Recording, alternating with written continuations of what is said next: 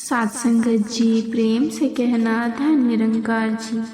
आशा करती हूँ सद्गुरु माता जी की कृपा से आप सभी अच्छे होंगे।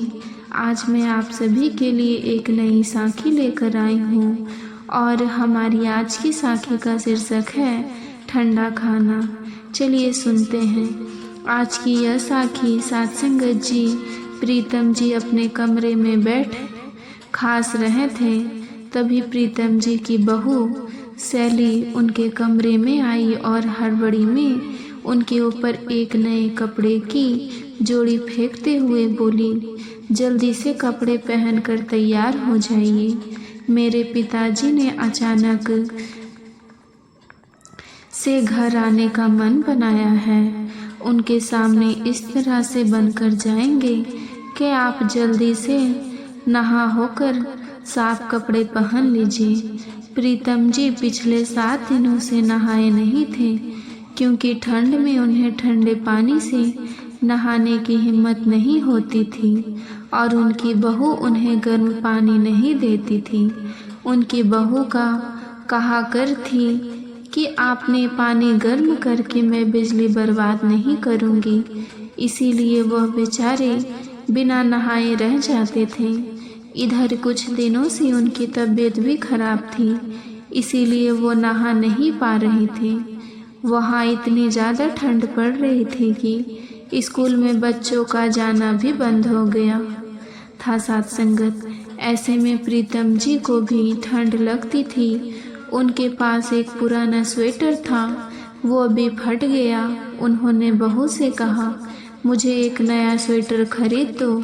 तो उनकी बहू कहने लगी, सत्संगत जी अपनी शॉल ओढ़कर काम चला लीजिए और मैं फटी हुई ये स्वेटर पहनकर भी आप काम चला ही सकते हैं।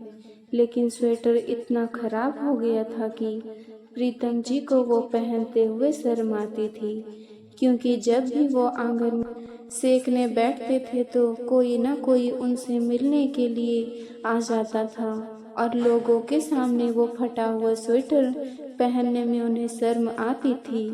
दिन भर तो धूप के सहारे वो दिन काट लेते थे, लेकिन रात को उन्हें बहुत ठंड लगती थी। उनका कंबल भी बहुत पुराना और पतला हो गया था और उनकी बहू ने गर्म कपड़ों के नाम पर कुछ भी देने का तैयार नहीं थी। सत्संगत प्रीतम जी का बेटा फौज में था, देश की सेवा में वो लगा हुआ था। ना तो वो अपने बेटों को कुछ बताकर उसे तनाव में डालना चाहते थे और ना ही वो चाहते थे कि उनके बेटे का घर खराब हो। इसीलिए चुपचाप रहकर जिंदगी के दिन काट रहे थे। उन्होंने तो बहुत गरीबी भरे दिन देखे। लोगों के खेतों में वो मजदूरी का काम किया करते थे। तो सत्संगत जी ज़्यादा पढ़े लिखे भी नहीं थे। बड़ी मुश्किल से उन्होंने अपने बेटे विनय को पढ़ाया लिखाया। जब बेटा फौज में गया तो पूरे गांव में उन्होंने मिठाई बंटवाई। फिर जब उनके घर में बहू आई तो घर में खुशियां आ गई। बच्चों के यानी कि पोते के जन्म के समय तो उन्होंने पूरे गांव में भोज का आयोजन किया था। और अब वही इंसान पत्नी की मृत्यु के बाद एकदम अकेला पड़ गया। उनकी बहू तो उन्हें कुछ समझती ही नहीं थी। जब तक उनके हाथ पांव चलते थे तब तक उनकी बहू उनसे घर का काम करवाती थी, बाहर भी काम के लिए भेज दिया करती थी। अब वो बेचारे काम नहीं कर पा रहे थे तो उनकी बहू सैली उनसे चिड़चिड़ाती रहती थी। घर में जो भी खाना बचता था वो सारा खाना फ्रिज में रखकर वो अपने ससुर जी को ठंडा खाना ही परोसती थी। एक दिन जब सैली के 9 वर्षीय बच्चों ने देखा कि उसके दादाजी ठंड में भी ठंडा खाना खा रहे हैं तो वह बच्चा अपनी माँ से पूछा, दादाजी ठंडा खाना क्यों खाते हैं? तब उनकी माँ बोली, तुम्हारे दादाजी को गर्म खाना खाने से गैस बन जाती है, इसीलिए उन्हें ठंडा खाना पसंद है। वो अपने दादाजी के पास गया और बोला कि क्या सच में आपको ठंडा खाना पसंद है। वो पोते को क्या जवाब देते हैं, इसीलिए अच्छे से ठंडा खाना खाते हुए बोले, बेटा भगवान की कृपा से जो भी खाना थाली में आ जाए उसे अच्छे से खाना चाहिए। बोलते बोलते उनकी आंखों में आंसू भी आ गए साथ संगत, और उन्होंने अपने आंसुओं को अपने पोते से छिपा लिया था।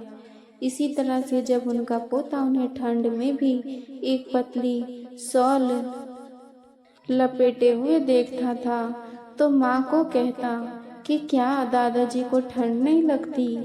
तब उसकी माँ सैली उसे टालने के लिए बोल देती थी कि तुम्हारे दादाजी बहुत ताकतवर हैं, उन्हें ज़्यादा ठंड नहीं लगती। तो बच्चों को भी लगता था कि माँ दादाजी के लिए जो भी कर रही है वो सही है।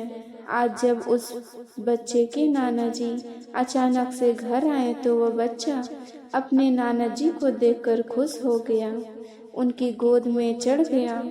उसके नाना जी उसके लिए कपड़े, मिठाई और खिलौने लेकर आए थे। बच्चा खुश था। सैली अपने पिता को मेहमानों वाले कमरे में बिठाकर जल्दी से रसोई में गई और खाने की तैयारी करने लगी।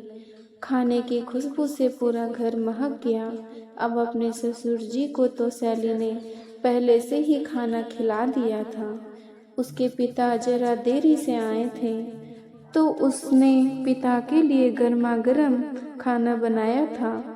जब वो कमरे में खाना लेकर आई तो खाने की खुशबू पूरे घर में पहले से ही फैली हुई थी साथ संगत। और उस खाने में तरह तरह के पकवान थे, जैसे आलू, गोभी भी सब्जी, मटर पनीर की साथ संगत जी बहुत सारे पकवान साथ में मौजूद थे। तो अब सैली के पिता इतना सारा खाना देखकर खुश होते हुए बोले, वाह बेटा, सब तुमने मेरी पसंद का बनाया है। तो सैली खुश होकर बोली, अरे पिताजी, मीठे में रसगुल्ले भी हैं, पहले अब खाना खा लीजिए। साथ संगत जी वो बच्चा भी वहाँ बैठा हुआ था। अब गर्मा गर्म खाना देखकर बच्चा बोल पड़ा, माँ तुमने शायद नाना जी को गलती से गर्म खाना दे दिया, और इन्होंने तो कितनी मोटी स्वेटर पहनी है। दादाजी को तो इतने ज़्यादा ठंड में भी एक पतली सी शॉल से काम चलाना पड़ता है, और फ्रिज में रखा हुआ ठंडा खाना भी दादाजी अच्छे से खाते हैं। तो नाना जी अब ऐसा क्यों नहीं कर रहे। सबके सामने अपनी पोल खुलता देखकर सैली का चेहरा पीला पड़ गया। वो बच्चों से बोली, तुम कुछ भी बोलते हो। फिर अपने पिता से बोले, पिताजी आप खाना खाइए ना, कहाँ आप इस बच्चों की बातें सुनने में लगे हैं, ये तो दिन भर कुछ न कुछ बोलता रहता है। इतना कहकर वो अपने बेटे को खींचकर कमरे में से बाहर ले जाने लगी। तो सैली के पिताजी उठ खड़े हुए, बोले, रुको सैली, हमारा ये बच्चा इतना भी ज़्यादा बकवास नहीं करता और ये कुछ गलत नहीं बोल रहा। जब सैली के पिताजी ने अपने नाती को अपने पास बुलाया तो वो दौड़कर अपने नाना जी की गोद में चढ़ गया। तो नाना ने पूछा, क्या हुआ बेटा, तुम्हारे दादाजी गर्म खाना नहीं खाते क्या? तो वो बच्चा मायूसियत से बोला, हाँ नाना जी, माँ तो कहती है कि गर्म खाना खाने से दादाजी को गैस हो जाती है, इसीलिए दादाजी तो फ्रिज में पड़ा हुआ ठंडा बासी खाना ही खाते हैं। और माँ तो यह भी बोलती है कि दादाजी बहुत ताकतवर है, उन्हें ठंड नहीं लगती, इसीलिए उन्हें नए स्वेटर की भी जरूरत नहीं है। अब पास में ही कुर्सी पर बैठे हुए प्रीतम जी भी परेशान हो गए कि मेरे पोते ने तो मेरी संबंधी को सब बता दिया। उनकी आंखों में भी अपमान के आंसू आने लगे कि यह क्या सोचेंगे, घर में मेरी कोई औकात नहीं है। वो उठकर कमरे से जाने लगे तो सैली के पिता ने उन्हें रोक कर कहा, रुकिए समधी जी, आप कहाँ जा रहे हैं? आप तो सैली की सांसें ऊपर नीचे हो रही है। तो सैली के पिता ने उसे डांट कर कहा, ये मैं क्या सुन रहा, क्या तुम अपने पिता समान ससुर जी के साथ इतने बुरे तरीके से व्यवहार करती हो? अरे मेरे घर पर मेरा बेटा बहू मेरा ध्यान रखते हैं तो मैं सोचता हूँ मेरा बुढ़ापा कितने अच्छे से बीत रहा है। वहाँ मेरी बेटी भी अपने ससुराल में अपने ससुर जी का ऐसे ही ध्यान रखती है। फोन पर तो तुम बड़ी बड़ी बातें बोलती थी कि तुम अपने ससुर जी का ध्यान रखती हो, उन्हें दवा देती हो, समय पर उन्हें डॉक्टर के पास ले जाती हो। तो साथ संगत जी ये सब क्या है? अब सैली ने अपनी नजरें चुरा ली। वह तो सोचती थी कि उसके घर में उसे कोई देखने वाला नहीं तो वो ससुर जी के साथ बुरा व्यवहार करती रहेगी, किसी को पता भी नहीं चलेगा। वो अपने ससुर जी की चुप्पी को उनकी कमजोरी मान रखी थी।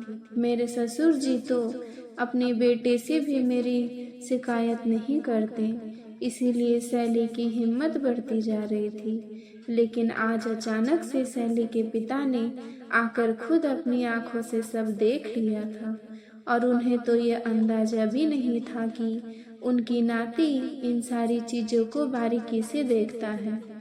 तो सैली के पिता ने बेटी को डांट कर कहा कि तुम्हारे बच्चे ने अभी जो भी देखा इसके बाल मन पर इस बात की गहरी छाप पड़ी है। बड़ा होने के बाद कहीं यह भी तुम्हारे साथ ऐसा ही ना करने लगी। एक समय के बाद अगर बुजुर्ग बच्चे पर निर्भर हो जाते हैं तो बच्चों को अच्छे से बूढ़े बुजुर्गों की देखभाल करनी चाहिए, क्योंकि एक समय के बाद जवान इंसान भी बूढ़ा हो जाता है, तब उसे भी सेवा की जरूरत पड़ती है। लेकिन तुम लोगों को लगता है अपनी सेवा वृद्धाश्रम में करवानी है, तभी तुम लोग आज परिवार को खोखला किए जा रहे हो। अब तुम्हारे बच्चे जैसे बच्चे जब बड़े होंगे तो सीधा तुम लोगों को वृद्धाश्रम में भेजेंगे, तब तुम्हारे पता चलेगा कि माँ बाप कितनी मेहनत से बच्चों को बड़ा करते हैं। साथ संगत वह जब बुढ़ापे में उनके साथ व्यवहार करेगा तो उसे तब कैसा लगता है। तुमसे अपने ससुर जी की देखभाल नहीं होती तो तुम रहो अपने घर में आराम से रहो, मैं उन्हें अपने साथ ले जाता हूँ, क्योंकि मुझे अच्छे से पता है कि कम से कम मेरा बेटा और बहू तो बुजुर्गों की सेवा करने जानते हैं। शायद मेरे ही परवरिश में संस्कारों में कोई कमी होगी। तो सत्संगत जी मेरी बेटी ऐसे नकली कहते कहते गला भारी हो गया तो प्रीतम जी उनके पास गए और बोले, मेरी वजह से अपनी बेटी को गलत मत समझिए, ये अभी नादान है, वैसे मेरा बहुत ध्यान रखती है, बस कभी कभार थोड़ी बहुत भूल हो जाती है। मैं अपने बच्चों को छोड़कर कहीं नहीं जाऊंगा, शायद मेरी किस्मत में यही होगा तो ये सब हो रहा है। तभी उसने अपने पैरों को कुछ टपकता हुआ महसूस हुआ। उन्होंने नीचे देखा तो हैरान रह गए, क्योंकि सैली उनके पैर पकड़ते रहते। वो पीछे हुए और उन्होंने सैली को उठाकर खड़ा किया। सैली हाथ जोड़कर बोली, पिताजी मुझे माफ़ कर दीजिए, मैंने आपको बहुत तंग किया, आपके खाने पीने में भी कमी की और आपको ठंड में रहने का